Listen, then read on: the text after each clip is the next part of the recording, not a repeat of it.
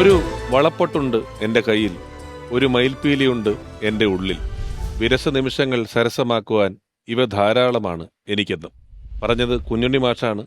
ഇപ്പോൾ ഇവിടെ പറഞ്ഞപ്പോൾ ഓർത്തത് കുഞ്ഞുണ്ണി മാഷെക്കുറിച്ചാണ്. അതെ, നമ്മുടെ പ്രിയപ്പെട്ടവരെക്കുറിച്ചുള്ള ഓരോ ഓർമ്മകളും ഇതുപോലെയാണ്. അവർ നമുക്കരികിൽ നിന്നും വേർപിരിഞ്ഞപ്പോൾ ഉണ്ടായ വേദനകൾ ഒരിക്കലും ആയില്ലെങ്കിലും അവർ സമ്മാനിച്ചു പോയ നല്ല നിമിഷങ്ങൾ, പ്രതിഭ കൊണ്ട് അവർ നമ്മെ വിസ്മയിപ്പിച്ച മുഹൂർത്തങ്ങൾ എല്ലാം വളപ്പൊട്ടുകളും മയിൽപ്പീലിയും പോലെ ഇടയ്ക്കെടുത്ത് ഓമനിക്കുവാൻ നമുക്കേറെ ഇഷ്ടമാണ്. ആ ഇഷ്ടങ്ങളിൽ നിന്നാണ് ഈ പുതിയ പരിപാടിയുടെ പിറവി. ഓർമ്മയിൽ എന്നും. ഓർക്കുന്നത് വ്യക്തികളെയാണെങ്കിലും മുന്നിലെത്തുന്നത് അവർക്ക് ചുറ്റുമുണ്ടായിരുന്ന ഒരു കാലം കൂടിയാണ്. മലയാള സിനിമയുടെ ചരിത്രം കൂടിയാണ്. ബെഞ്ച് മാർക്ക് എന്നൊരു ഇംഗ്ലീഷ് പദം നമ്മളിടയ്ക്ക് ഉപയോഗിക്കാറുണ്ട്. അത്ര പെട്ടെന്ന് ആർക്കും തകർക്കാൻ കഴിയാത്ത റെക്കോർഡുകൾ, അത്ര വേഗത്തിൽ ആർക്കും എത്തിച്ചേരുവാൻ കഴിയാത്ത ഉയരങ്ങൾ, ആഴങ്ങൾ, അങ്ങനെ പലതിനും ഈ പദം നമ്മുടെ വിരൽത്തുമ്പിലെത്തുന്നു. മറ്റേത് മേഖലയിലും എന്ന പോലെ നമ്മുടെ ചലച്ചിത്ര മേഖലയിലും ചരിത്രമായ എത്രയോ ബെഞ്ച് മാർക്കുകളുണ്ട്. അതെ, ചരിത്രമേറെയുള്ള മലയാള സിനിമയിൽ അയാൾ പോലും അറിയാതെ ചരിത്രമായി മാറിയ ഒരു മനുഷ്യൻ. അയാൾ സ്ഥാപിച്ച ബെഞ്ച് മാർക്കുകൾ അത്ര പെട്ടെന്ന് പറഞ്ഞു തീർക്കാൻ പോലും ആവുന്നതല്ല. അത്രയേറെ വലുതായിരുന്നു മലയാള സിനിമയ്ക്ക് അയാൾ സമ്മാനിച്ച താരപ്പകിട്ട്. അത്രയേറെ വലുതായിരുന്നു മലയാള സിനിമയിൽ അയാൾ സ്ഥാപിച്ച റെക്കോർഡുകൾ. അത്രയേറെ വലുതായിരുന്നു മലയാള സിനിമയിൽ അയാളുടെ മനുഷ്യത്വം. സുമുഖനും സുന്ദരനുമായ ഒരു നായകന് തലമുറകൾ അളവും അതിരും ആഴവും നിർണയിച്ചത് ഈ മനുഷ്യനെ വെള്ളിത്തിരയിൽ കണ്ടായിരുന്നു. ഇനി എത്ര തലമുറകൾ ഇവിടെ വന്നു പോയാലും അവർക്ക് മുന്നിലെ നിത്യഹരിത നായകനായി മറിക്കും തോറും വിസ്മയമേറുന്നൊരു ചരിത്ര പുസ്തകമായി ഒരാൾ.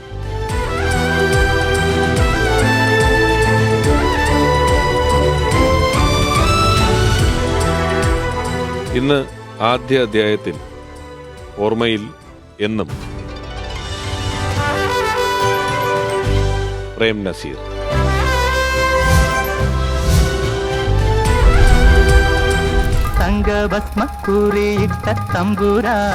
എന്റെ പേര് ആരോമലുണ്ണി. ആ ചെക്കന്മാര് പറയാ എനിക്ക് ഭ്രാന്താണെന്ന്.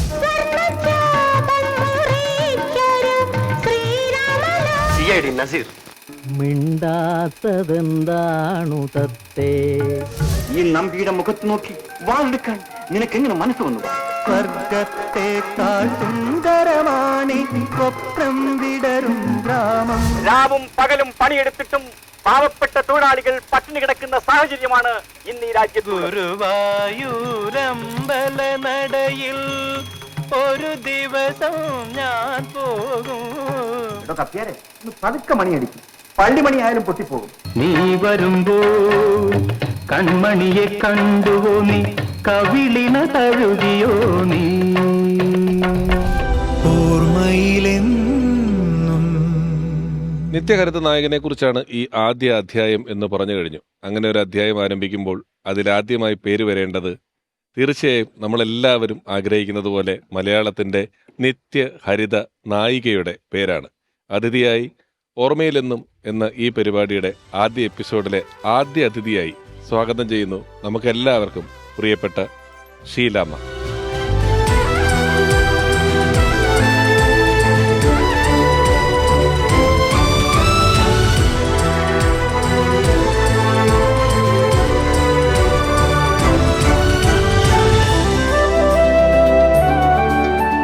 ഷീലാമ്മ, സ്വാഗതം ഓർമ്മയിലെന്നും എന്ന ഈ പുതിയ പരിപാടിയുടെ ആദ്യത്തെ എപ്പിസോഡിലെ ആദ്യത്തെ അതിഥിയാണ്. സാന്നിധ്യം കൊണ്ട് തന്നെ ഈ പരിപാടിയെ സമ്പന്നമാക്കിയതിന് ഹൃദയപൂർവ്വം നന്ദി ആദ്യമേ അറിയിക്കുകയാണ്. സന്തോഷം, വളരെ സന്തോഷമുണ്ട് എന്നെ വിളിച്ചതിനും. എന്നെ എങ്ങനെയെങ്കിലും ഓർക്കാൻ സാധിച്ചല്ലോ ജനങ്ങൾക്കെല്ലാം. എനിക്ക് വളരെ സന്തോഷമുണ്ട്. മറ്റ് അതിഥികളിലേക്കും സംസാരങ്ങളിലേക്കും കടക്കുന്നതിന് മുമ്പ് ഔപചാരികമായ ഉദ്ഘാടന ചടങ്ങിന് വേണ്ടി അമൃത ടിവിയുടെ creative head Sindhu Mohan, deputy creative head Ajayan K Nair, chief cameraman Jayan Kannamoola, Ramesh Pisharody എന്റർടൈൻമെന്റ്സിന്റെ ഭാഗത്തു നിന്നും ശ്രീ മണി നാരായണൻ, ഈ പരിപാടിയുടെ സംവിധായകനായ ഹരി പി നായർ.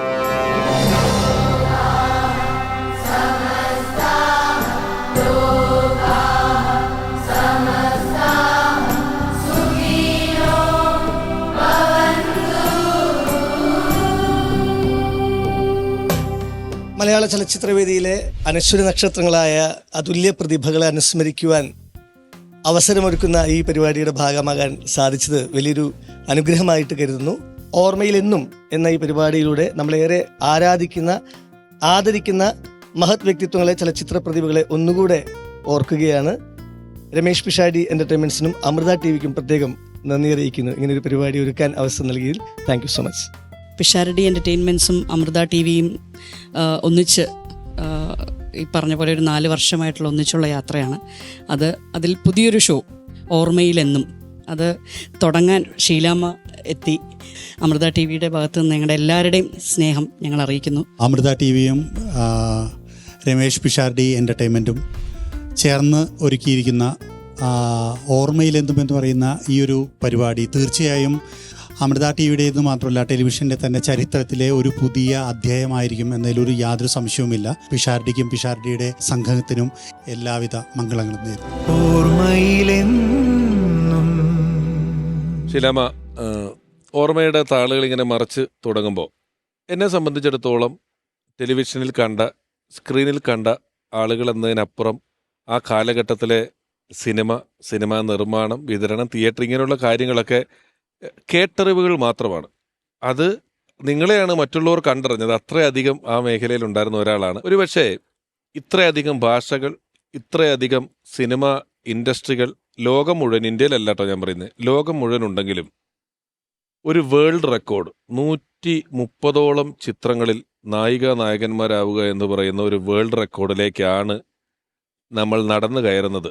അല്ലെങ്കിൽ ഇന്നല്ലെങ്കിൽ നാളെ, കുറച്ച് വിദൂരമായൊരു ഭാവിയിൽ ഈ റെക്കോർഡുകൾ തകർക്കപ്പെടും എന്ന്. അങ്ങനെ എന്തെങ്കിലും ഈ അഭിനയിക്കുന്ന ഇത്രയും സമയം നമ്മൾ ഒന്നിച്ച് ചെലവഴിക്കുന്നതിനിടയിൽ ഇതൊരു അത്ഭുതമായി, ഇത്ര സിനിമയായി നമ്മൾ ചെയ്യുന്നു, അല്ലെങ്കിൽ ഇത്രയും എണ്ണം കഴിഞ്ഞു എന്നൊക്കെ എപ്പോഴെങ്കിലും സംസാരിക്കുകയോ ചിന്തിക്കുകയോ ചെയ്തിട്ടുണ്ടോ ഒന്നിച്ചുള്ളപ്പം? ഒരിക്കലും ഞാൻ ചിന്തിച്ചിട്ടില്ല. കാരണം എല്ലാവരും പറയുന്നു 107, 110, 130 എത്രയോ പടങ്ങൾ ഒരുമിച്ചായി, അത് കാരണമാണ് ഗിന്നസ് ബുക്കിൽ നിങ്ങളുടെ പേര് വന്നതെന്ന് പറയുന്നു. അങ്ങനെയാണോ എന്ന് ഞാൻ ചോദിക്കും. എനിക്കറിയില്ല, അതിൻ്റെ കണക്കൊന്നും അറിയില്ല. ഇനി ഈ റെക്കോർഡ് ബ്രേക്ക് ചെയ്യാൻ ഒക്കുമെന്ന് എനിക്ക് തോന്നുന്നില്ല. കാരണം ഒരു 5, 6, 7, 8 പടങ്ങൾ അഭിനയിക്കുന്നതിന് മുമ്പ് തന്നെ അവർ പ്രേമിക്കും, കല്യാണം കഴിക്കും, അല്ലെങ്കിൽ ആ പെണ്ണോടനെ ഇവിടെ നിന്ന് കുറേ കാശൊക്കെ ഉണ്ടാക്കി അവർ പോയി വേറെ കല്യാണം കഴിക്കും, ഇയാൾ വേറെ കല്യാണം. അല്ലെങ്കിൽ തന്നെ പ്രേക്ഷകർ പറയും ഈ ജോഡി എത്രയായി, മടുത്തു എന്ന് പറയും, അവർക്ക് മടുത്തു. പക്ഷെ അന്ന് ടെലിവിഷൻ ഇല്ല, വേറെ ഒന്നും ഇല്ലാത്തൊരു കാലത്തായിരുന്നു ഞങ്ങൾ അഭിനയിച്ചുകൊണ്ടിരുന്നത്. വേറെ ഒരു വഴിയില്ല.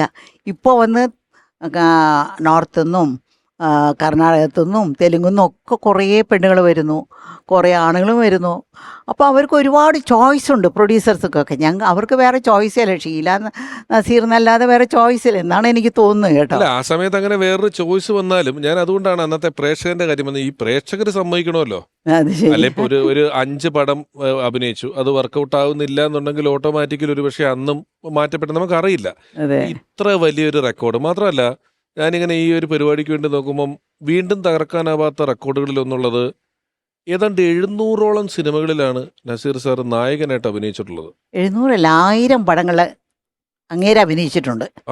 നായകനാ പറഞ്ഞേ, സിനിമ 1000, നായകൻ മാത്രം 700.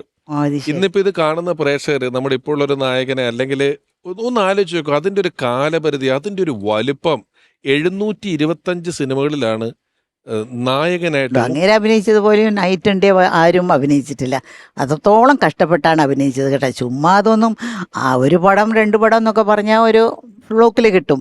പിന്നെ ഇത്ര കാലങ്ങളോളം ഇപ്പോഴും നിങ്ങളൊക്കെ നമ്മളെല്ലാവരും അങ്ങേരെ പറ്റി ഓർമ്മിക്കാൻ വെച്ചാൽ അങ്ങേരെ ഹാർഡ് വർക്കാണ് അതിൻ്റെ കാര്യം.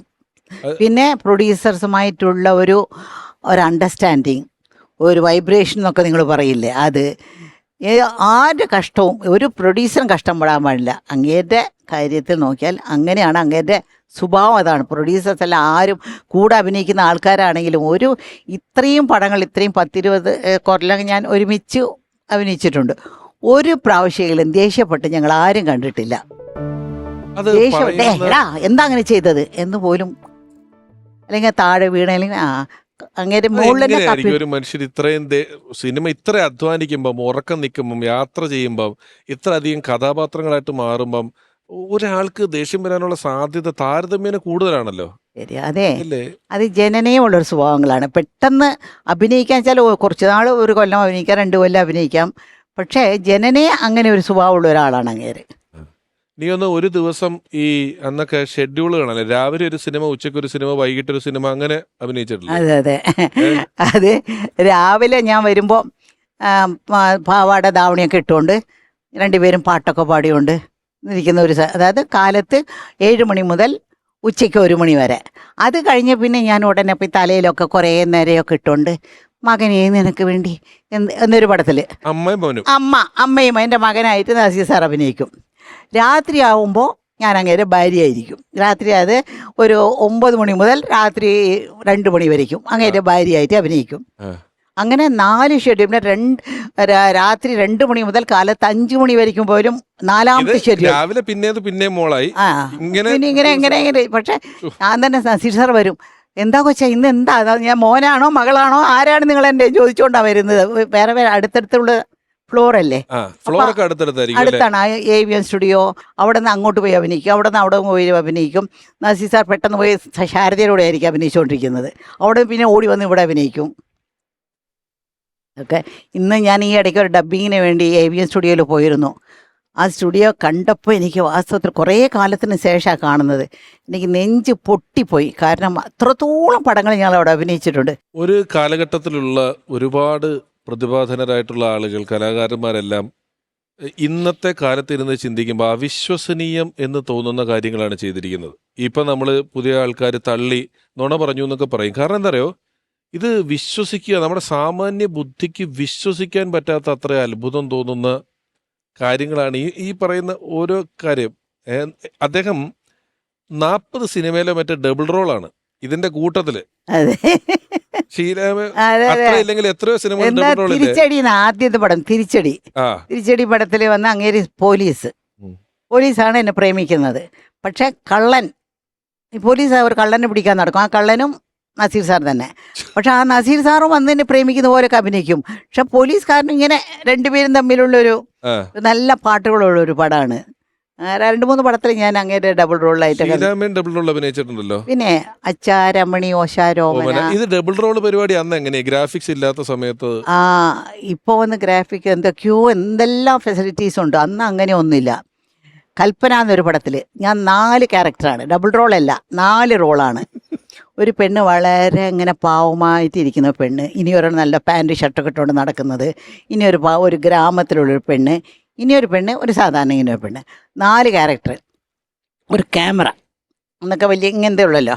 അപ്പോൾ ഇവിടെ ഒരു ഇത് ഒട്ടിക്കും, ഒരു ബ്ലാക്ക് ഒരു ഇത് ഒട്ടിച്ചിട്ട് ഒരെണ്ണം 4 പേര് ഇരുന്ന് സംസാരിക്കുമ്പോൾ ഒരെണ്ണം ഒട്ടിച്ച് അത് എടുക്കും. വലിയ പാടാ. ആ സ്ഥലങ്ങളെല്ലാം കൺട്രോൾ ചെയ്തിട്ട് അങ്ങനെയാണ് എടുക്കുന്നത്. വലിയ പാടാണത്.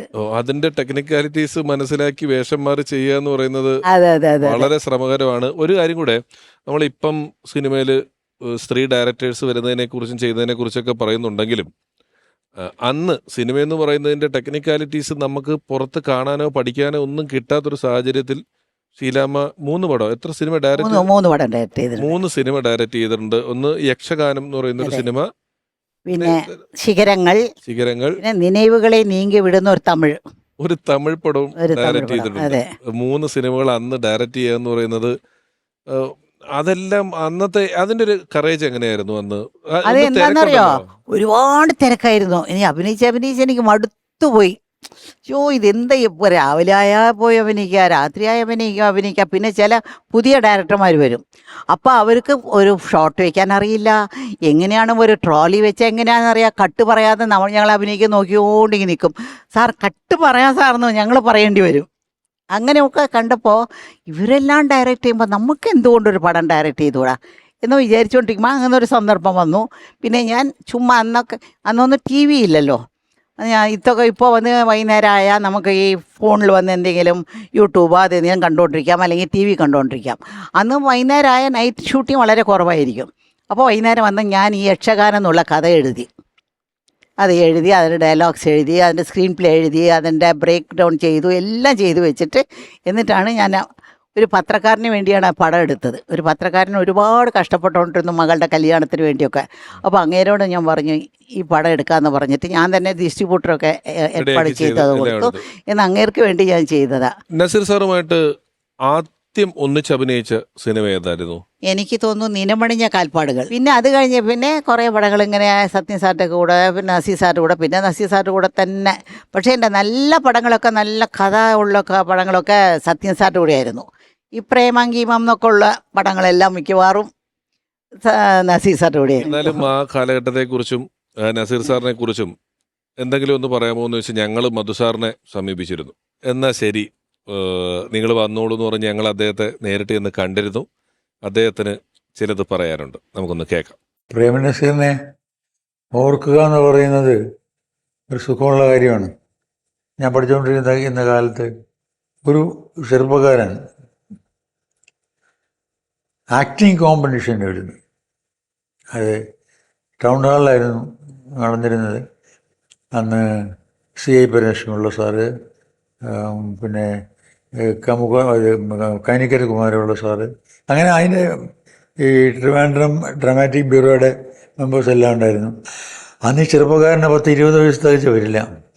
അന്ന് ഷേക്സ്പിയറിൻ്റെ ലോക നാടകത്തിൽ ഏറ്റവും വലിയ വില്ലൻ എന്ന് കണക്കാക്കപ്പെടുന്ന ശേഷം ദുഷ്ടനായ ഒരു കഥാപാത്രം, ഷൈലോക്കാണ് ക്യാരക്ടറിൻ്റെ പേര്. അത് മലയാളത്തിലാക്കിയിട്ട് അത് അവതരിപ്പിക്കുക, അതാണ് ഈ ആക്ടിങ് കോമ്പറ്റീഷന് വന്നപ്പോൾ അദ്ദേഹം ചെയ്തത്. ഈ ഷൈലോക്ക് എന്ന് പറഞ്ഞിട്ട് നമുക്കൊരിക്കലും പ്രേംനസീറിനെ ഓർക്കാൻ സാധിക്കില്ല. അങ്ങേറ്റം ഓർക്കപ്പെടുന്ന ഒരു മനുഷ്യനാണ് ഈ ഷൈലോക്ക്. ആ കഥാപാത്രമായിട്ട് അന്ന് പ്രേംനസീർ എന്നല്ല, അന്ന് അബ്ദുൽ ഖാദറാണ്. എന്നിട്ട് അതിന് ഫസ്റ്റ് പ്രൈസ് കിട്ടി ഒരു ചെറുപ്പക്കാരൻ. ഈ ചെറുപ്പക്കാരനാണ് പിന്നീട് പ്രേംനസീറായതെന്ന് പിന്നീടാണ് മനസ്സിലാകുന്നത്. ആലോചിക്കുക, ഇപ്പോൾ പ്രേംനസീറിന് ഇങ്ങനെ പ്രേമിക്കാൻ മാത്രമേ അറിയാവൂ, മരം ചുറ്റാനേ അറിയാവൂ, പാടാനേ അറിയാവൂ എന്നൊക്കെ ശത്രുക്കൾ പറയാറുണ്ട്. ശ്രദ്ധിക്കാതെ ആ സിനിമയിൽ തന്നെ അദ്ദേഹം നല്ല ഒന്നാന്തരം കഥാപാത്രങ്ങൾ ചെയ്തിട്ടുണ്ട്. പക്ഷേ അന്നീ ടീനേജിൽ 18-19 വയസ്സുള്ള കാലത്ത് ഈ ഷൈലോക്കിൻ്റെ ക്യാരക്ടർ അഭിനയിച്ച് അതിന് ഫസ്റ്റ് പ്രൈസ് ഇത്രയും വലിയ പ്രഗത്ഭന്മാരിൽ നിന്ന് വാങ്ങിക്കുക എന്ന് പറഞ്ഞാൽ അത് അഭിനയത്തിനങ്ങേറ്റം കഴിവുള്ള, വാസനയുള്ള, എന്താ പറയുക, ദൈവാനുഗ്രഹമുള്ള ഒരു ചെറുപ്പക്കാരന് മാത്രമേ സാധിക്കുകയുള്ളൂ. സത്യത്തിൽ പ്രേംനസീർ നമ്മൾ കണ്ടതിനേക്കാളുമൊക്കെ വലിയ ആക്ടറായിരുന്നു. അദ്ദേഹത്തിൻ്റെ കഴിവുകൾ ശരിക്ക് പ്രയോഗിക്കാൻ നമുക്ക് സാധിച്ചില്ല എന്ന് മാത്രമല്ല, അദ്ദേഹം ചെയ്ത ക്യാരക്ടറുകൾ വളരെ മെച്ചമായി പോയതുകൊണ്ട് അതിൽ തന്നെ തൂങ്ങിക്കിടക്കാനേ ഈ സിനിമ ഇൻഡസ്ട്രിക്ക് സാധിച്ചുള്ളൂ. അദ്ദേഹത്തിൻ്റെ കഴിവുകൾ മുഴുവനും ഉപയോഗിക്കാൻ ഫിലിം ഇൻഡസ്ട്രിക്ക് സാധിച്ചിട്ടില്ല എന്നാണ് എൻ്റെ വിശ്വാസം. ഇത്രയും ഞാൻ ആമുഖത്തിൽ പറഞ്ഞ അത്ര റെക്കോർഡുകൾ, സിനിമകൾ, കഥാപാത്രങ്ങൾ, 1000 സിനിമകൾ ഒക്കെ ചെയ്ത ഒരാളെ പറ്റി മധുസാറിനെ പോലെ ഒരാൾ പറയുന്നത് അയാൾ അണ്ടർ റേറ്റഡ് ആണ്, അയാളുടെ നടനെ ഇനിയും മലയാള സിനിമ ഉപയോഗിച്ചിട്ടില്ല എന്നുള്ളതാണ് അല്ലേ? ഒരു കാലഘട്ടത്തിൽ അങ്ങേര് പറയും, എപ്പോൾ നോക്കിയാലും ഈ പാട്ടും കേട്ടും ആൾക്കാരുടെ പുറകെ നടക്കും, ഇത് തന്നെയാണല്ലോ, ഒരു നല്ലൊരു ക്യാരക്ടർ കിട്ടിയാൽ മതിയായിരുന്നല്ലോ എന്ന് പറയുമ്പോഴാണ് ഇരുട്ടിൻ്റെ ആത്മാവ് എന്ന് പറയുന്നൊരു പടം, വേലായുധം. അത് നല്ലൊരു ക്യാരക്ടർ. പിന്നെ അതുപോലെ എൻ്റെ കൂടെ വന്ന് ഭാര്യമാർ സൂക്ഷിക്കുക എന്നൊരു പടം, അതിൽ അങ്ങേര് വില്ലനാണ്, വില്ലനാണ്. പിന്നെ അങ്ങേര് വില്ലനായിട്ട് അഭിനയിച്ച ഇനിയൊരു പടം വന്ന് നിഴലാട്ടത്തിൽ അങ്ങേര് വില്ലനാണ്. ഭാര്യയെ വന്ന് പണത്തിന് വേണ്ടി എന്തും ജീവിക്കാന്ന് പറയുന്ന ഒരു ടൈപ്പ് ഓഫ് ഒരു ക്യാരക്ടറാണ്. ഷീലാമ്മ ടൈറ്റിൽ റോളിൽ വന്നിട്ടുള്ള കള്ളിച്ചെല്ലമ്മേല്, അതെ, കള്ളിച്ചെലിമേല് വില്ലൻ. അയ്യോ, ഭയങ്കര വില്ലനല്ലേ, വില്ലന്റെ ക്യാരക്ടറാണ്. സത്യത്തിൽ അതിൽ ഹീറോ എന്ന് പറഞ്ഞാൽ മധുവാണ് ഹീറോ, മധു സാറാണ്. നസീർ സാറാണ് വില്ലനാണ്. അങ്ങേര് ഭാര്യയും പിള്ളേരൊക്കെ ഉള്ളപ്പോ വന്ന് ഇവളെ ചതിച്ച് ഇവള് പോയിട്ട് കൊച്ചായി വില്ലനല്ലേ. ഓർക്കുമ്പം വലിയ അനുഭവം തോന്നുന്ന കാര്യമാണ്. നമുക്ക് ഒരാളെ കൂടെ, ഇപ്പം ഒരുപാട് കഥകൾ ഞാനീ പറഞ്ഞല്ലോ, എനിക്ക് സംശയങ്ങളും വായിച്ചുള്ള അറിവുകളും മാത്രമേ ഉള്ളൂ. ചിലപ്പം ഒന്ന് പങ്കുവെച്ചെടുത്താൽ ഒരുപാട് ഓർമ്മകൾ ഇനിയും വരാവുന്ന ഒരാളെ കൂടെ ഞാൻ നമ്മുടെ ഈ വേദിയിലേക്ക് സ്വാഗതം ചെയ്യുകയാണ്.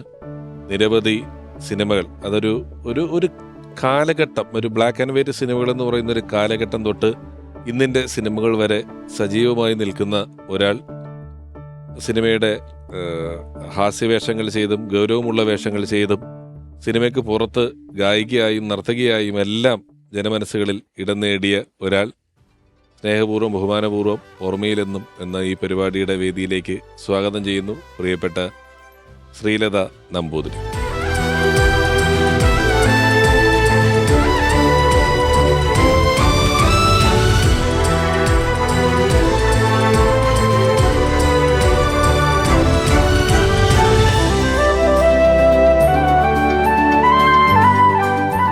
നമസ്കാരം. നമസ്കാരം. ഈ ഞങ്ങളിങ്ങനെ പറഞ്ഞുകൊണ്ടിരിക്കുമ്പം ഷീലാമയായിട്ട് സംസാരിക്കായിരുന്നു. ഈ ഷീലാമയും നസീർ സാറും ഒക്കെ ഉള്ള പ്രണയ സിനിമകൾ അവര് ഹീറോ ഹീറോയിനായിട്ടൊക്കെ പോകുന്നു. അതിന്റെ പാരലായിട്ട് ഒരു ചെറിയ കോമഡി പ്രണയം അങ്ങനെയുള്ള പരിപാടികളിലാണ് ചേച്ചി കൂടുതലും ഉണ്ടാകുന്നത് അല്ലേ? ആദ്യമായിട്ട് ഇവരെ കണ്ട ഒരു ഓർമ്മയുണ്ടോ ചേച്ചിക്ക്? എപ്പോഴാണ് ആ ഫസ്റ്റ് കാണല്? തീർച്ചയായിട്ടും. ഞാൻ മദ്രാസിൽ വന്നിട്ട് വന്ന ദിവസം മുതൽ ഇവരെ രണ്ടുപേരും കാണാൻ ഒരുപാട് ആഗ്രഹിച്ചിരുന്നു. അപ്പോൾ എൻ്റെ അച്ഛൻ്റെ സഹോദരി നസീർ സാറിൻ്റെ നായികയായിട്ട് അഭിനയിച്ചിട്ടുണ്ട്. കുമാരി തങ്കം. അങ്ങനെയാണ് ഞാൻ മദ്രാസിൽ വരുന്നത് തന്നെ. അപ്പം അങ്ങനെ ഇവരുടെ ഒരു സിനിമ നടന്നുകൊണ്ടിരിക്കുന്നു, ഭാര്യമാർ സൂക്ഷിക്കുക. അപ്പോൾ ഞാൻ ആ ഷൂട്ടിംഗ് കാണാൻ ആ സെറ്റിൽ ചെന്നപ്പോൾ സേതുമാധവൻ സാറ് എന്നെ മേക്കപ്പ് ഇടിയിച്ച് ആ ഒരു പാട്ട് സീൻ എടുത്തോണ്ടിരിക്കുകയായിരുന്നു അല്ലേ സുലൈമ? അതെ ഒരു ചന്ദ്രികയിലലിയുന്നു ചന്ദ്രകാന്തം. അപ്പോൾ അതിൽ എന്നെ ഒരു ഷോട്ടിൽ അഭിനയിപ്പിച്ചു. അതാണ് എൻ്റെ ആദ്യത്തെ സിനിമ. ഷോട്ട് മറക്കാൻ ഒക്കില്ല കേട്ടോ. ഇങ്ങനെ നസീർ സാർ പാടുമ്പോഴേ അങ്ങനെ ഭയങ്കര സിനിമയിൽ പിന്നണി ഇപ്പോൾ യേശുദാസ് പോലെ ഒരു ഭയങ്കര പാട്ടുകാരനാണ്. അപ്പോൾ പാടുമ്പോൾ ഇവരിങ്ങനെ ആ പാട്ട് കേട്ട് ഇങ്ങനെ എഴുന്നേൽക്കും. അവരുടെ ഭർത്താവ് പിടിച്ച് വലിച്ചിരുത്തും. ആ ഒരു ഷോട്ട് പക്ഷെ ഒരിക്കലും ആരും മറക്കാനോ അതെ. അപ്പം ഇങ്ങനെ ഷൂട്ടിങ് ഞാൻ ഇങ്ങനെ നസീർ സാറിനെ ഒരു രണ്ടുപേരും ഇങ്ങനെ നോക്കിക്കൊണ്ടിരിക്കും. കാരണം എന്താണെന്നറിയോ, ഞാനൊക്കെ ഒരുപാട് സിനിമകൾ സ്കൂളിൽ പഠിക്കുമ്പോഴൊക്കെ ഒരുപാട് കണ്ടിട്ടുണ്ട്. അപ്പോൾ ഒരിക്കൽ പോലും ഇവരെ നേരിട്ട് കാണാൻ സാധിക്കുമെന്ന് ഞാൻ വിചാരിച്ചിട്ടേ ഇല്ല. അപ്പം അങ്ങനെ ഒരു സന്ദർഭം വന്നപ്പോഴത്തേക്ക് ഇങ്ങനെ അവരെ അഭിനയിച്ച സിനിമകളിലെ ആ കഥാപാത്രങ്ങളൊക്കെ ഓർക്കുന്നവരെ ഇങ്ങനെ കണ്ട് അതൊരു ഭയങ്കര അത്ഭുതമായിരുന്നു എനിക്ക്. അതിനുശേഷം ഒരുപാട് സിനിമകളിൽ പക്ഷേ ഇവർ രണ്ടുപേരും ഞങ്ങളുടെയൊക്കെ സ്വപ്ന നായകനും സ്വപ്ന നായികയായിരുന്നു. അത് പറയാതിരിക്കാൻ വയ്യ. നിങ്ങളുടെ ഇപ്പം ചേച്ചിക്ക് ഇത് തിയേറ്ററിലാണ് കണ്ടത്. ഞാനൊക്കെ ഈ ദൂരദർശൻ്റെ ഒരു കാലഘട്ടത്തിൽ ഇടയ്ക്ക് പഴയകാല സിനിമകൾ എന്ന് പറഞ്ഞ് വരുന്ന സിനിമകളിലാണ് കണ്ടിട്ടുള്ളതും അറിയുന്നതും എല്ലാം. അപ്പം ഇത് ഈ ഇപ്പം കാണാനൊരു കൊതി അന്നേ ഉണ്ടെന്ന് പറഞ്ഞല്ലോ. ഞങ്ങൾ ഈ പരിപാടി ചെയ്യുന്നതും ഇപ്പോഴും അതുകൊണ്ടൊക്കെ തന്നെയാണ്. കാണാനും ഈ കഥകൾ കേൾക്കാനും ഒക്കെ ഉള്ള വലിയ രസവും കൗതുകമൊക്കെ ഉള്ള. ഇപ്പം ഞാൻ ചെയ്ത മറ്റൊരു പരിപാടിയിൽ ഇരിക്കുക ഷീലാമ വന്നപ്പം ഷീലാമ ഒരു തമാശ കഥ പറഞ്ഞു. ആ തമാശ കഥ ഇങ്ങനെയായിരുന്നു. ഒരാൾ ഷീലാമയെ വെച്ച് സിനിമ പ്രൊഡ്യൂസ് ചെയ്യണമെന്നുള്ള വലിയ ആഗ്രഹമായിട്ട് വന്നു. അവർ വന്ന ശേഷം ഞാൻ പറയാം, എൻ്റെ ഒരാൾ ഇങ്ങനെ വന്നു സിനിമ അവർക്ക് എന്നോട് ഭയങ്കര ഒരു ഇഷ്ടം, എന്തോ ഒരു പ്രേമോ ഇഷ്ടമാണോ എന്നറിയില്ല. അപ്പോൾ അങ്ങേര് വന്ന് അമേരിക്കയിലുള്ള ഒരാളാണ്. അങ്ങേര് അവിടെ നിന്ന് വന്നിട്ട് എന്നെ വന്ന് വീട്ടിലോട് വന്നിട്ട് ഒരു പടത്തിൻ്റെ അത് മറ്റന്നാളാണ് ഷൂട്ടിങ്. അങ്ങനെ പറഞ്ഞു 10 ദിവസം കൊണ്ട് ഞാൻ ഇപ്പോൾ തീർത്തിട്ട് പിന്നെയും വരത്തുള്ളൂ, മറ്റന്നാൾ ഷൂട്ടിങ്ങാന്ന് പറഞ്ഞു. ഞാൻ പറഞ്ഞു മറ്റന്നാൾ ഷൂട്ടിംഗ് ആണെങ്കിൽ ആദ്യം പാട്ടാണ് എടുക്കേണ്ടത്. അപ്പോൾ വേറെ ആരോ പാട്ട് എടുത്ത് വെച്ചിരുന്ന ആ പാട്ട് മേടിച്ചങ്ങേര്. അപ്പോൾ ഒരു പടത്തിൻ്റെ പകുതിയും തുക എൻ്റെ കയ്യിൽ കൊടുത്തു. എന്നിട്ട് ഞാൻ സെറ്റിൽ മേക്കപ്പ് എല്ലാം സെറ്റ് പോകണം. ഫസ്റ്റ് നൈറ്റ് ഒരു കട്ടിലാണ് ഇട്ടിരിക്കുന്നത്, ഫസ്റ്റ് നൈറ്റ് കട്ടിൽ. അയാളാണ് ഡയറക്ടറും. അപ്പോൾ വന്ന് ഫസ്റ്റ് നൈറ്റ് വന്ന് എന്നെ വലിച്ചിടുക, കട്ടിൽ ഞാൻ വീഴുന്നു, അങ്ങേര് മുകളിൽ എന്നെ വീഴുന്നു. ഇങ്ങനെ അങ്ങേര് എന്നെ മുഴുവനും എൻ്റെ ഇവിടെ നിന്ന് ഞാൻ തന്നെ ഒരു റേപ്പിംഗ് സീനിൽ തള്ളുന്ന പോലെ തള്ളേണ്ടി വന്നു, അത്രത്തോളം ക്ലോസ് ആയിട്ട്. പിന്നെ അടുത്ത ഷോട്ട് എന്താണെന്ന് ചോദിക്കുമ്പോൾ അങ്ങേര് പതുക്കെ എന്നെ വിളിച്ചുകൊണ്ട് പോയി ഈ കട്ടലിൻ്റെ പുറകെ കൊണ്ടുപോയി നിർത്തിയിട്ട് പറയും, അങ്ങനെ അടുത്ത ഷോട്ട് എന്ന് വെച്ചാൽ ഞാനിങ്ങനെ വരുമ്പോൾ ഞാൻ അങ്ങോട്ട് പോകുമ്പോൾ നിങ്ങളെന്നെ വലിക്കണം, അങ്ങനെ ഒരു ഷോട്ട്. ഇങ്ങനെ ഓരോ ഷോട്ട് പറയാനും പുറകെ കൊണ്ടുപോയി നിർത്തിയിട്ടാണ് പറയുന്നത്.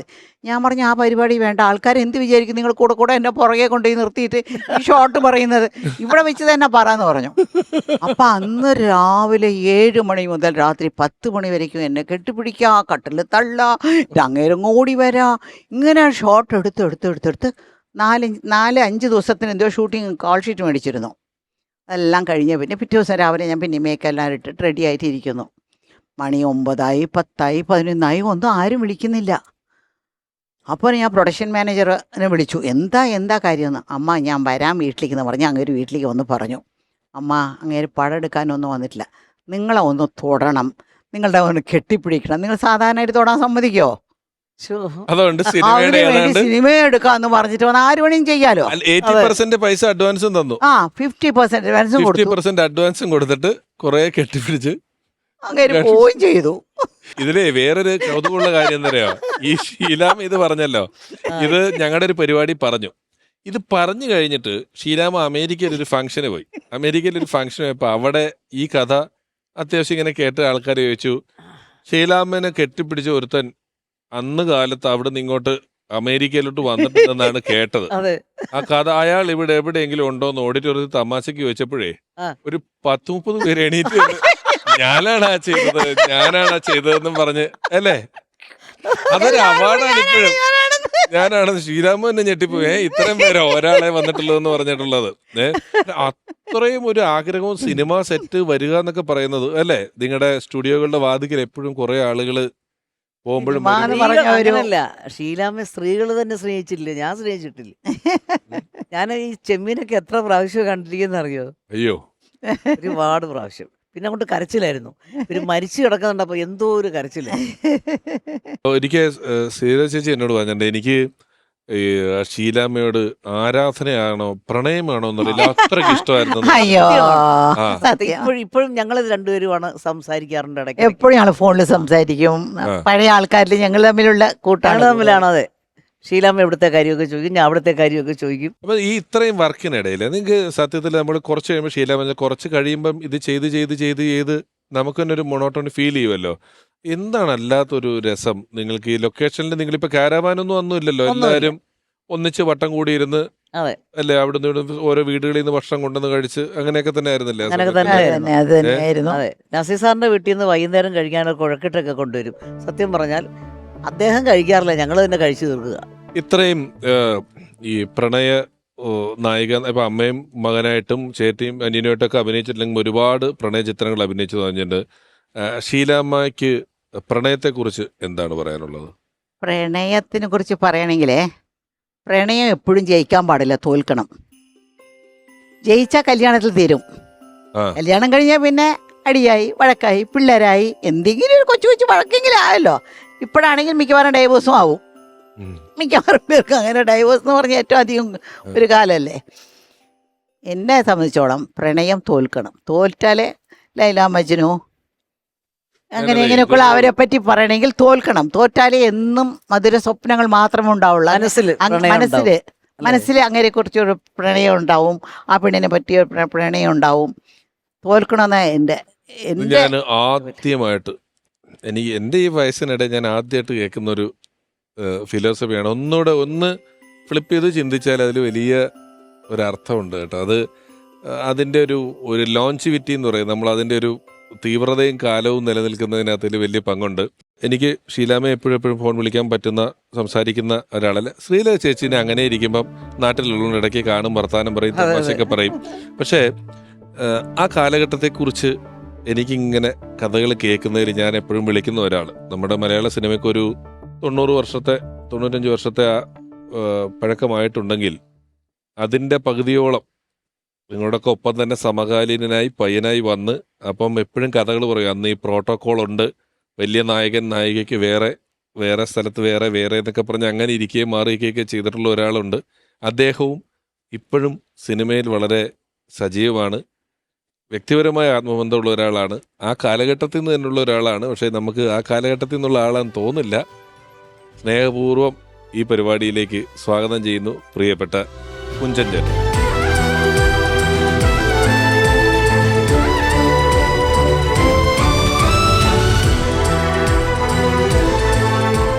താങ്ക് യു വെരി മച്ച് വന്നതിൽ.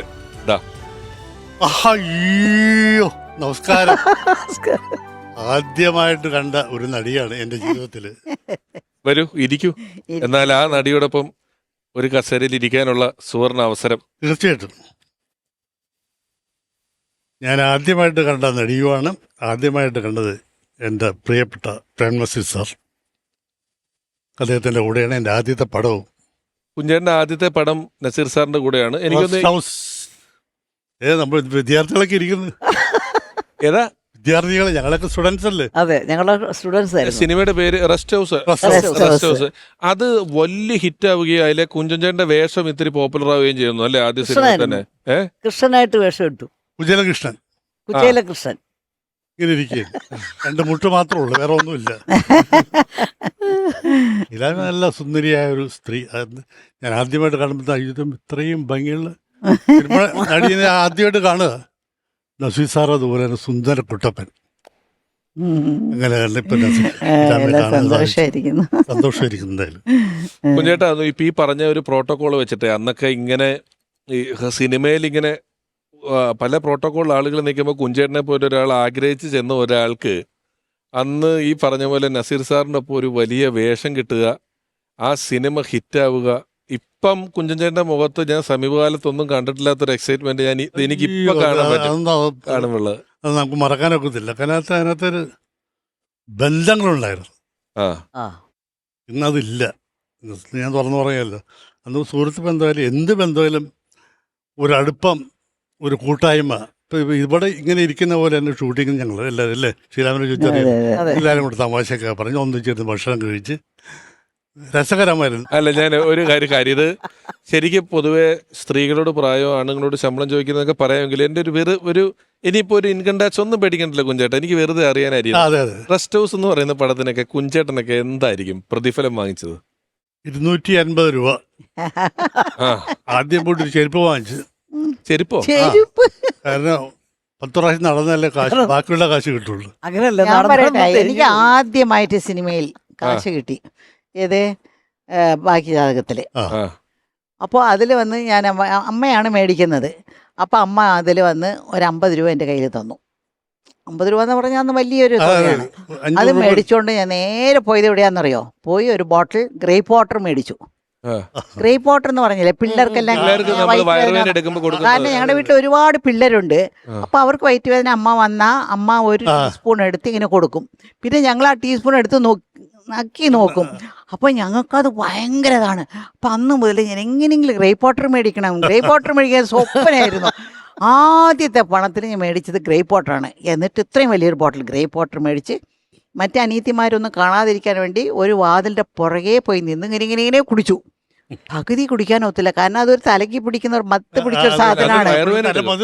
ആ മധുരം പകുതി കഴിച്ചപ്പോൾ എനിക്ക് മതിയായി. ഉടനെ വിളിച്ച് എല്ലാവർക്കും കൊടുത്തു ഞാൻ. അങ്ങനെയാണ് ആദ്യത്തെ. ഈ ചെരുപ്പ് വാങ്ങിച്ചു എന്ന് പറഞ്ഞത് 10 പ്രാവശ്യം നടന്നാലേ നമുക്ക് ബാക്കിയുള്ള കാശ് കിട്ടുള്ളൂ. അപ്പം അപ്പോഴത്തേക്കും ചെരുപ്പ് ചെയ്യും. പിന്നെ ചെക്ക് തരും. എൻ്റെ കയ്യിൽ തന്നെ ഒരു 2-3 കിലോ കാണണം. അയ്യോ, എൻ്റെ അടുത്ത് ഒരുപാട് ചെക്കുണ്ട്. പക്ഷേ വാസ്തവത്തിൽ അവർക്ക് വയ്യാത്ത കാരനാണ് കേട്ടോ. ഞാൻ കേട്ടൊരു നസീർ സാറേ സിനിമ ഇപ്പൊ പൈസ കിട്ടിയില്ല എന്ന് വെച്ചോ, ആ പ്രൊഡ്യൂസർക്ക് വീണ്ടും വില കുറച്ചൊരു പടം ചെയ്ത് കൊടുക്കുന്ന പരിപാടി ഉണ്ടോ? ഉണ്ടായിരുന്നു. ആരും വെറുപ്പിക്കില്ല പുള്ളി. ഏത് സമയത്തും എന്ത് എന്നൊക്കെ ഒരുപാട് സഹായിച്ചിട്ടുണ്ട്. കാരണം ഇന്നാരും ചെയ്യുമെന്ന് തോന്നില്ല. കാരണം കുറ്റം പറയില്ല. അതെ, ഒരു ഷർട്ട് കൊണ്ട് കൊടുത്തു. നമ്മൾ തന്നെ പറയും, സാറ് കുറച്ചുകൂടെ ഒരു നല്ല ഷർട്ട്. അത് കുഴപ്പമില്ല. ചിലപ്പോ ഒരു വിക്ക് പടത്തിലെ ഒരു വിക്ക് പലരും ഉപയോഗിച്ച് ഇങ്ങനെ വിക്കായിരിക്കും കൊണ്ട് ചിലപ്പോ തലയിൽ വെക്കും. അത് പേനും തലയൊക്കെ ഉള്ള ഞാൻ പറയും, യോ ഇതെന്താ ഈ വിഗ് വെച്ചോണ്ടിരിക്കുന്നത്? ആ പോട്ട കൊച്ച അതൊക്കെ സാരമില്ല. നിറച്ച് തലയിൽ നിറച്ച് മുടിയുള്ളൊരു നടൻ, എല്ലാം മുടിയുള്ള ഒരാള് അറിയില്ല, നിറച്ചു മുടിയ തലയില്. കുഞ്ചേട്ടൻ പറയുമ്പോൾ തിരുവാഭരണം എന്ന് പറഞ്ഞ പടത്തിന്റെ ഷൂട്ടിങ് ശശികുമാർ താങ്കളുടെ സംവിധാനം. നസീർ സാറിന് എറ്റ് എ ടൈം 4 പടം 5 പടം ഷൂട്ട് ചെയ്യുന്ന സമയം. ഇപ്പം ഞാനും സാധന എന്ന് പറഞ്ഞൊരു നടി, അന്നത്തെ ഞങ്ങൾ ഒരു അരുവിക്കകത്തുനിന്നൊരു തോർത്തുകൊണ്ട് ഇങ്ങനെ മീൻ പിടിക്കുന്ന സീനാണ്. അപ്പം അതിനകത്തൊരു പാമ്പുണ്ട്. ഈ മീൻ പിടിച്ചുകൊണ്ടിരിക്കും, പിന്നെ അതിൽ പാമ്പ് വരും. ഇതാണ് സീൻ. പാമ്പിനെ വാടകയ്ക്ക് എടുത്തിരിക്കുന്നത് 5 രൂപയ്ക്ക് നിന്ന് അന്ന് വാടകയ്ക്ക് കിട്ടും. അതിനെ കൊണ്ടുവന്ന് കുപ്പിക്കകത്താക്കി വെച്ചിട്ടുണ്ട്. അപ്പം ഞാനിങ്ങനെ റിഹേഴ്സലിൽ ഞങ്ങൾ 2 കൂടി പിടിച്ചു. ഈ പാമ്പ് എൻ്റെ കൈയുടെ നേരം ഞാൻ ഇത് വിട്ടുകളഞ്ഞു, തോർത്ത് വിട്ടുകളഞ്ഞു. ശശികുമാർ സാറിൻ്റെ ചീത്ത പറഞ്ഞ എൻ്റെ കാര്യം, പാമ്പിൻ്റെ കാര്യമല്ല, നസീർ സാറിൻ്റെ ഷൂട്ടിങ് കോൾ ഷീറ്റ് ഞാൻ എവിടെ പോ കുഞ്ഞ് എന്നൊക്കെ പറയാം. എന്നെ അങ്ങ് ഭയങ്കരമായിട്ട് ചീത്ത പറയാണ്. അപ്പോൾ നസാർ അവിടെ നിങ്ങൾ നോക്കിയിരിക്കാൻ. അപ്പോൾ ഞാൻ കുറച്ച് ഇങ്ങനെ പുല്ലിൻ്റെ ഇടയിൽ നോക്കി ഒരു പാമ്പിന് സാധനം ഞാൻ ഇങ്ങനെ പിടിച്ചാൽ സാർ ഞാൻ ആ പോയതാണോന്ന് പോലും അറിയത്തില്ല. ഞാൻ പാമ്പ ഞാൻ സാർ പാമ്പിനെ കിട്ടി സാറിനൊക്കെ ഞാൻ കരയുന്നുണ്ട്. പാമ്പപ്പോഴത്തേക്കും ചത്ത്. കുറച്ച് നസീർ സാർ എഴുന്നേറ്റ് വന്ന്, ശശി ഇന്ന് ആ കുട്ടി ഒന്നും പറയണ്ട, നാളെ രാവിലെ ഞാൻ 7 മണിക്ക് വരും, അപ്പോൾ ഈ ഷോട്ട് എടുക്കാം. ആര് പറയും? ഈ കാലഘട്ടത്തിൽ ആര് പറയും? ഇത്രയും തുറന്നൊരു മനസ്സുള്ളൊരു മനുഷ്യൻ. അമ്മേ. ഇപ്പം റെസ്റ്റ് ഹൗസ് എന്ന് പറഞ്ഞ സിനിമയെ പറ്റി പറഞ്ഞ സ്ഥിതിക്ക് നമ്മുടെ ആ ഒരു ഓർമ്മകളിൽ പോകുമ്പം ശ്രീലയ ചേച്ചി റെസ്റ്റ് ഹൗസിൽ ഒരു 4 വരി പാടിയാൽ ബാക്കി മുന്നോട്ട് പോകാൻ അയ്യോ തോന്നും. നല്ല പാട്ടുകാരി. ആ, അയ്യോ, എന്തൊരു പാട്ടല്ല, ഭംഗിയാ. ഒന്ന് അല്ല, പാടൂ. പാട്ട് മാത്രമല്ല, റെസ്റ്റോറൻറ്റിലെ ഏറ്റവും എല്ലാം നല്ല നല്ല പാട്ടുകളാണ്. അതന്നെ. ഒന്നും അല്ല, മോശമില്ല. അന്നുള്ള പടങ്ങളിലെ എല്ലാ പാട്ടുകളും നല്ല പാട്ടുകളാണ്. ഒരു മാഷം റെസ്റ്റ് ഹൗസ് എന്ന് പറഞ്ഞാൽ അതില് പൗർണമി ചന്ദ്രിക, പാടാത്ത വീണയും പാടുമുണ്ട്, യദുകുല രതിദേവൻ എവിടെയുണ്ട്, പിന്നെ ഒരു കോമഡി പാട്ടുണ്ട് എല്ലാരും കൂടെ ഉള്ളത്. നാണക്കേടായല്ലോ എന്നൊക്കെ അല്ലേ? നാണക്കേടായാലും എല്ലാ പാട്ടും നാണക്കേടായല്ലോ. എല്ലാ പാട്ടും ഹിറ്റ്. എല്ലാം സൂപ്പർ ഹിറ്റാണ് എല്ലാം. ഏതാ ശ്രീലയ ചേച്ചി പാടുന്നത്? എനിക്കിഷ്ടമുള്ള അതിലൊരു പാട്ട് ഏതാണ്? പാടാത്ത വീണയും. വാവ്. ആയിക്കോട്ടെ. പാടാത്ത വീണയും പാടും പ്രേമത്തിൻ ഗന്ധർവ വിരൽ തൊട്ടാൽ, പാടാത്ത മാനസ വീണയും പാടും, പാടാത്ത വീണയും പാടും പ്രേമത്തിൻ ഗന്ധർവ വിരൽ തൊട്ടാൽ, പാടാത്ത മാനസ വീണയും പാടും, പാടാത്ത വീണയും പാടും. എനിക്ക് ഈ പാട്ടുകളൊക്കെ സാറിന് ഓർമ്മ നമ്മൾ അറിയാതെ ഫ്ലാഷ് ബാക്കിലേക്ക് പോകും. ആ സീൻ നമ്മുടെ മനസ്സിലിങ്ങനെ വരും. അതെ, അല്ലേ? കുറെ പിള്ളേര്, കോളേജ് പിള്ളേരെല്ലാം കൂടെ ഒരു പിക്നിക് പോകുന്നതാണ് കഥ. അതെ. അതിൽ ഇവർക്കൊരു പേര്. നിങ്ങളുടെ പേര് ആരെയാ? ഒരു പുതിയ കുട്ടിയാണ്. ഒരു പുതിയ കുട്ടി. പിന്നെ ഓരോരോ അവരിങ്ങനെ ഞങ്ങൾ ഒരു 10-15 ദിവസം അവിടെ തന്നെ ചുറ്റി ഷൂട്ട്. അപ്പൊ ഇവർ തമ്മിൽ തന്നെ കുറച്ച് പ്രേമങ്ങൾ തുടങ്ങി. ഒറിജിനലായിട്ട് ഒരു മാസത്തോളം ഒരു മാസത്തോളം അപ്പോഴേക്കും പ്രേമായി. സേലം സേലം ഏർക്കാട്ടിൽ. എല്ലാവർക്കും ഒരു കൊച്ചു തെറ്റുകൾ. അവര് നോക്കാം. അവിടെ അതില് ശിലാമേഖല രാഘവേട്ടൻ മാത്രം വളരെ സൈലന്റ് ആയിട്ടിരിക്കും. ആ പടത്തിലുണ്ടോ? ഉണ്ട്. ആണോ? ഏത് റോളാ? അതില് വിൻസെന്റ് ഉണ്ട്. അപ്പൊ രാഘവേട്ടനെ ഈ എൻ്റെ കൂടെയുള്ള മറ്റുള്ള കുട്ടികൾ പറയും, ഈ രാഘവേട്ടനെ എങ്ങനെയൊന്നൊന്ന് നമ്മളൊരു വശത്തോട്ട് കൊണ്ടുവരണമെന്ന്. അപ്പൊ ഞാൻ പറിച്ച് രാഘവേട്ടൻ്റെ അടുക്കപ്പോൾ എന്തൊക്കെ ഉണ്ട് രാഘവേട്ടൻ, പുള്ളി എന്ത് ചെയ്താലും അടുക്കത്തില്ല. പുള്ളി സാത്വികനാണ്. അന്നും ഗാന്ധിയനാണ്. അന്നും ഗാന്ധിയനാണ്, ഇന്നും ഗാന്ധിയനാണ്. അന്നും ഗാന്ധിയനാണ്, ഇന്നും ഗാന്ധിയനാണ്. ഉറപ്പാണ്, സംശയമൊന്നുമില്ലല്ലോ. എന്നാ നോക്കിക്കോ. അദ്ദേഹത്തിൻ്റെ ഓർമ്മകളെക്കുറിച്ച് പറയുമ്പോൾ ഞാൻ ഏറ്റവും കൂടുതൽ ആസ്വദിക്കുന്ന ഒരു ഓർമ്മ, ഞങ്ങൾ ഒരുമിച്ച് അമേരിക്കയിലും ലണ്ടനിലൊക്കെ പോയ കാര്യമാണ്. ഞാൻ ആദ്യമായിട്ട് അഭിനയിച്ച കായൽക്കരയിൽ എന്ന ചിത്രം, അതിൽ അദ്ദേഹമാണ് നായകൻ. നായകൻ വരുന്നത് ഇൻ്റർവെല്ലിന് ശേഷമാണ് ആ പടത്തിൽ. അതിൽ ഒരു മുഖ്യ കഥാപാത്രമാണ് ഞാൻ ചെയ്തത്. അങ്ങനെ തുടക്കത്തിൽ ഉള്ള പടത്തിൽ തന്നെ അദ്ദേഹവുമായിട്ട് ബന്ധപ്പെടാൻ സാധിച്ചു. അതിനുശേഷം CID നസീർ എന്നുള്ള ചിത്രത്തിൽ ആദ്യത്തെ CID ആയിട്ട് വരുന്നത് ഞാനാണ്. പക്ഷെ ഞങ്ങൾ തമ്മിൽ കണ്ടുമുട്ടുന്നില്ല. അതിൽ അദ്ദേഹവുമായിട്ടുള്ള അടുപ്പത്തെക്കുറിച്ച് പറയുകയാണെങ്കിൽ വളരെയധികം അടുത്ത ബന്ധമുണ്ട് ഞങ്ങൾ തമ്മിൽ. മദ്രാശിയിൽ എല്ലാവരും ഒരുമിച്ച് മദ്രാശിയിൽ തന്നെയായിരുന്നു താമസിച്ചിരുന്നത്. ഏതായാലും നസീർ സാറിൻ്റെ ഓർമ്മകളിൽ ഞാൻ എപ്പോഴും ഉണ്ടായിരിക്കും. അദ്ദേഹത്തിൻ്റെ ഓർമ്മകളിൽ ഞാൻ ഉണ്ടാവും. മരിച്ചുപോയാലും ആത്മാവുണ്ടല്ലോ, അദ്ദേഹത്തിൻ്റെ ഓർമ്മകളിൽ ഞാനുണ്ടാവും, എൻ്റെ ഓർമ്മകളിൽ അദ്ദേഹവും. നിങ്ങൾക്കെല്ലാവർക്കും നല്ലത് വരട്ടെ. ഞാൻ വിചാരിക്കേ, മരിച്ചു പോയതിനിപ്പോൾ പറഞ്ഞില്ലേ ഒരു വാക്ക്, അങ്ങനെ ആത്മാവ് അവിടെ ഉണ്ട്. മരിച്ചു പോയതിന് ശേഷം ഈ സത്യസാറുണ്ട്, എത്രയോ ഡയറക്ടർമാരുണ്ട്. അവിടെ നിന്ന് ഒരു പടമൊക്കെ പ്രൊഡ്യൂസ് ചെയ്യുമായിരിക്കും അവര്. ഞാൻ പോയ പിന്നെ എന്നെ അമ്മയുടെ റോളിൽ എടുക്കോ ഹീറോയിനായിട്ട് എടുക്കോ എന്നുള്ള സംശയമാണ്. അവിടെ ചെല്ലുമ്പോഴേ അറിയാൻ പറ്റും. അത് ചെല്ലുമ്പോഴേ അറിയാവുള്ളൂ. അതൊരു ഇവിടെ അറിയാൻ പറ്റും. ഇതൊരു സിനിമ ഇൻഡസ്ട്രിയുടെ തന്നെ ചരിത്രത്തിലെ ഒരു ഇത്രയും കാൽപ്പനികവും മനോഹരവുമായ ഒരു സംശയം വേറെ ഏതെങ്കിലും പരിപാടിയിൽ കേട്ടിട്ടുണ്ടോ എന്ന് എനിക്ക് സംശയമാണ് ഇപ്പൊ ഷീലാമ്മ പറഞ്ഞത്. അല്ലേ? കാരണം അതിനൊരു വലിയ കാൽപ്പനികതയും സൗന്ദര്യം അവിടെ എല്ലാവരും ചെല്ലുമ്പോ ഡയറക്ടർമാരുണ്ട്, പ്രൊഡ്യൂസർമാരുണ്ട്, എല്ലാവരും ഉണ്ട്, ഫൈനാൻഷ്യറുണ്ട്. കാശിനൊക്കെ എല്ലാം ദൈവത്തിനോട് ചോദിച്ചു കാശ് ഞാൻ മേടിക്കുകയാണ്. അത് ഇഷ്ടം പോലെ എന്തായിട്ടായിരിക്കും വെക്കുന്നത് എന്നുള്ള ഒരു വലിയ സംശയം.